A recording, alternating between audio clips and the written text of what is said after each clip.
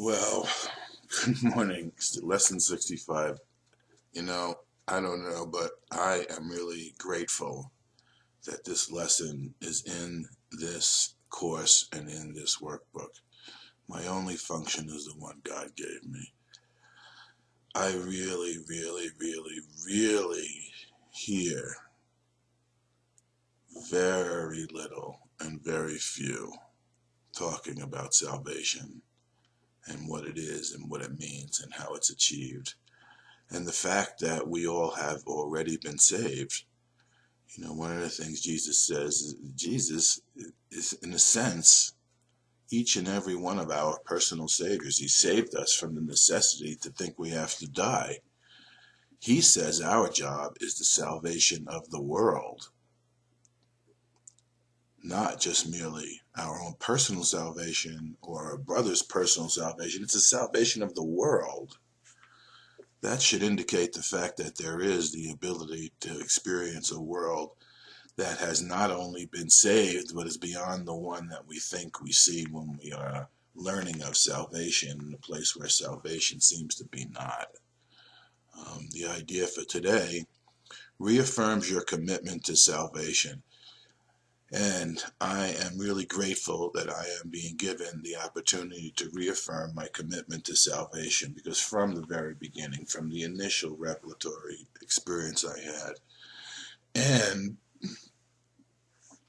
the encounter with God, so to speak, that I was blessed with, there have only been two things that I've ever really wanted to convey, no matter how much I seem to have gotten entangled with other sort of discourses, and in relation to other brothers asking me to talk on other things. The truth is, God is love. And in my experience of finding my own salvation, everybody was there along with me. So I am certain that we are all already saved. And if it's my joy, and it is my joy to be able to present that over and over again. If there are any experiences I would want anyone to have, is number one, that God is love. And in the experience of knowing that God is love and only love, and therefore so am I, necessarily comes the experience of the recognition that no matter what the situation looks like now, because of the nature of space and time, the fact that it has a beginning and has an end, there was a beginning when we thought we needed to be saved, and an end when we know that we all have already been saved. And because of it's all of the past done over and healed anyway, it was healed instantaneously before the tiny tick of time ever got to talk. That ability, the ability to accept that right here and right now, is ever present. It's in every single molecule of everything that is ever present right here, right now with us. And there is no greater joy for me than to be able to say, proclaim, declare that God is love, and that through our forgiveness, salvation is already completed within us. And that's the recognition that we come to. Salvation is immediate. It's not something that we need to wait on. It's something that can be accepted here and now for one and for all. And God knows why I was blessed with it, and God knows why it was me. I often ask the same question, because certainly there seem to be others who would be more appropriate to have been blessed with this, and more appropriate to have been able to see it, and possibly much better at the ability to express it than I am. But I am really glad, grateful, and overjoyed by the ability to have been blessed in such a manner, and to offer you all my blessing and certainty of the truth of it. Yet there's no proof. There can be no proof outside of your own acceptance, and that acceptance obviously comes with forgiveness. It also reminds you that you have no other function other than this. There is no other function than this, because salvation is the end of the necessity to have to exist in the repetitive condition of the Groundhog Day nature of space and time life. Both of these thoughts are obviously necessary for a total commitment. Salvation cannot be the only purpose you hold while you still cherish others. Again, Jesus is teaching you can't see both worlds. He's telling you, he's not teaching and he's demonstrating it. You cannot serve two masters. You cannot see two worlds. You will love one and despise the other. And if you attempt to do this through sacrifice, you will literally build up a resentment to everything and anything that begins to either show you the truth or deny you the truth. You'll be a walking, talking resentment. And there are a lot of good Course in Miracles students who attempt to use the concept to deny the resentment rather than heal it, to maintain the grievance and repress it rather than suppress it, rather than being willing to express the grievance in order to have it healed. The greatest bar to healing, as Jesus says, is thinking you do not need it. Salvation cannot be the only purpose you hold while you cherish others. The full acceptance of salvation as your only function necessarily entails two phases: the recognition of salvation as your function and the relinquishment of all other goals you have invented. I love Jesus' use of words. Invented. Invented. Within us, we are venting the rage at the idea that we are separate and trying to not deny it through inventing rather than the full expression of it, so that we can claim ourselves in that expression and allow for the healing to occur. This is the only way in which you can take your rightful place amongst the saviors of the world. And God knows that the whole idea of oneness in the world being not real gives everyone enough ammunition to conceptually deny the necessity for this to be an occurrence and your occupation, rather than the preoccupation with the unreality of the world that you would love everyone else to become aware of. Well, the world's not real. Why does it need to be saved? You're not real. Why do we have to speak of salvation? There's nothing to forgive. Isn't that what true forgiveness is? As underneath, people are seething and killing themselves by the repression and the suppression of their own passion through the use of concepts and a teaching that was given to us to allow us free expression.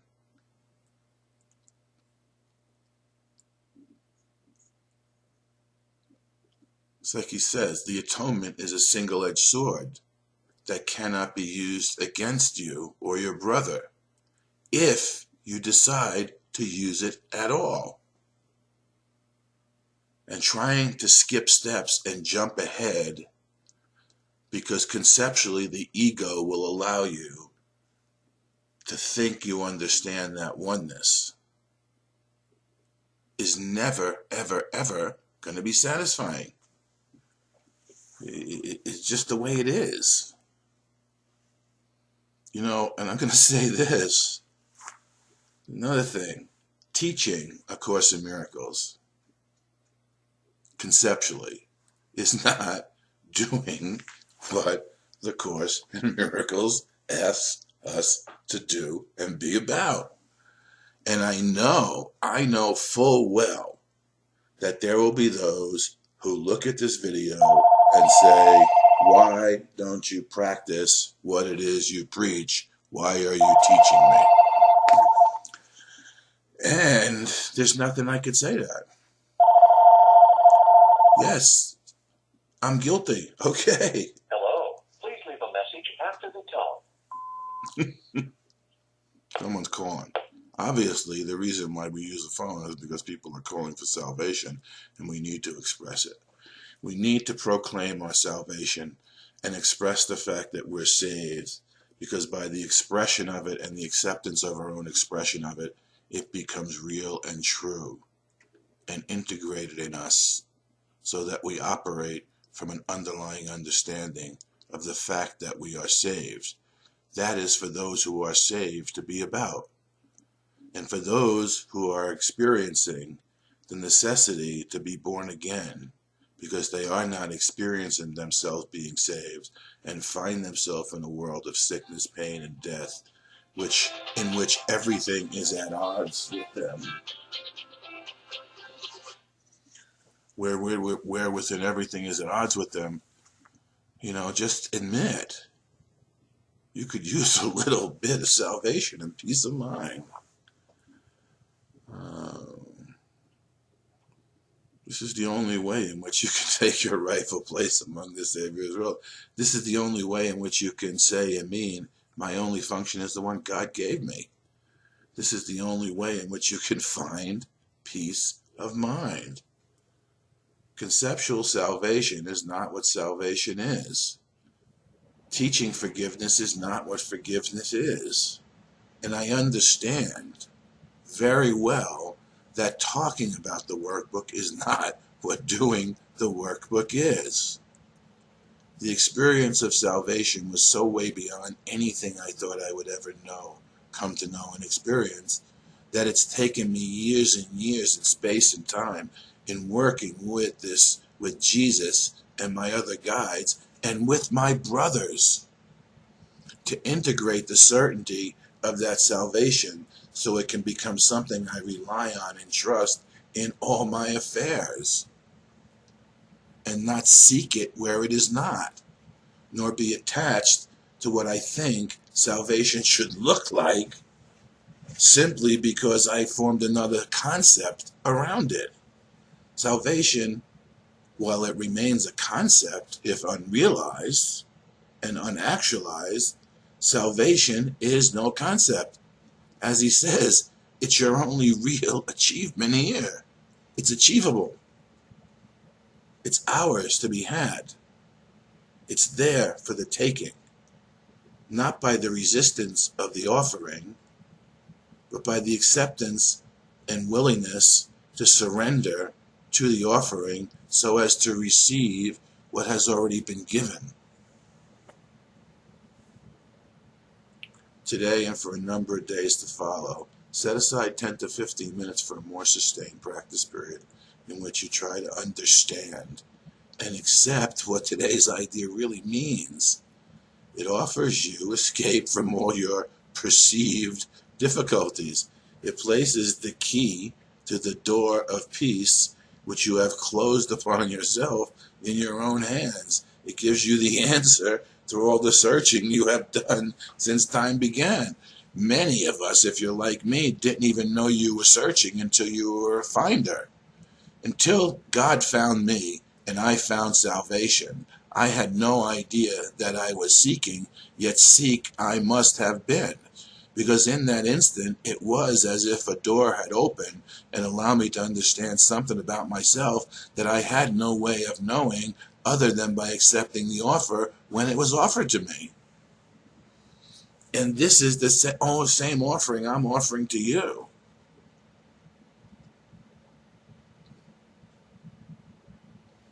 You are saved because I am saved along with you. And when we accept saviorship and learn of its ways, we discover with total and passionate certainty that our desires have already been fulfilled, and now the only desire we could possibly have left is the desire to share the good news. This is what Jesus was all about 2,000 and some odd years ago. And you can go back and read it in the Bible now with the new mind that you've been experiencing by your practicing and utilization of the principles in the Course in Miracles that have opened your mind to a new possibility that the concepts have closed you off to. And you've used the concepts to protect yourself. How do I know? I did it myself. What am I saved from? That. I'm saved from my own faulty use of concepts to defend myself against something that I was so in need of that I wanted to deny the need because it made me look and feel weak.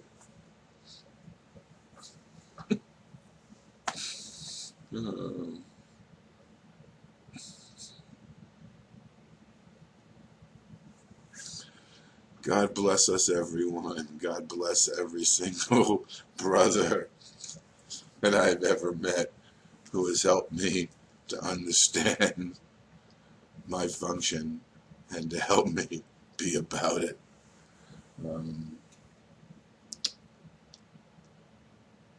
There's not much to say or do, but there is much that we can be about to allow the miracles that are necessary to make salvation complete come and light the entirety of the world, so no one need to get sick, suffer, and die any longer.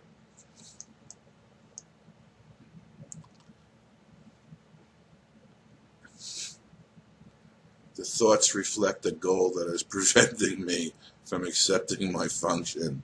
At first, make no attempt to concentrate only on thoughts related to the idea for today, which is different than we were doing in the other lessons, right? Rather, try to uncover each one that arises to interfere with it. Now we're back to the undoing again. The earlier lessons in the workbook of the Course in Miracles, we've come full cycle. Yet we've increased the scope of what we are doing. We've increased the scope and targeted our goal. Note each one as it comes to you with as little involvement or concern as possible, dismissing each one by telling yourself, this thought reflects a goal that is preventing me from accepting my only function. After a while, interfering thoughts will become harder to find. Try, however, to continue a minute or so longer, attempting to catch a few of the idle thoughts which escaped your attention before, but do not strain or make undue effort in doing this, telling yourself, on this clean slate, let my function be written for me. On this clean slate, in this newborn mind and heart, free from the sacrifice that we've previously been making. Let my true function be written for me. Salvation is my only function here. It's the only thing you will ever achieve. And when it happens to you, you'll understand perfectly why this lesson was written the way